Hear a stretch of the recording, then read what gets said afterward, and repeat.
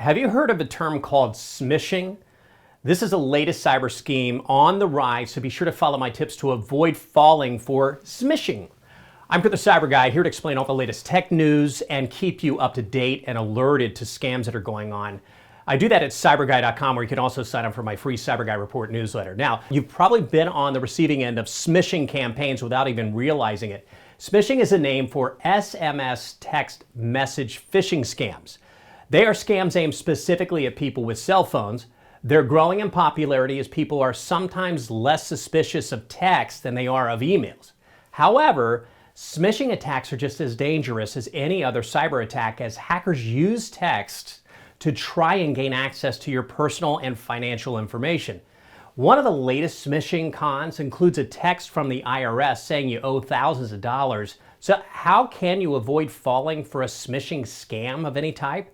First, if you do get a text from a number you don't have saved in your contacts, you should automatically be very wary.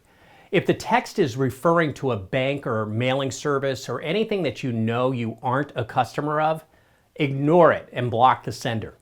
If you receive a text that says you have an account in danger or something similar, and for some reason you believe it may not be a fraudulent warning, close the text and open the app or website to whatever they're talking about and log in normally to see if anything is wrong. Never ever click a link within a text from someone you don't recognize. It could bring you to a website that you may end up entering personal information on. Move on, you never even know they got you. You can set up your phone to filter out these types of potential threats. Now, if you got an iPhone, go to your settings, tap Messages, and scroll to where it says Filter Unknown Senders. Toggle this on.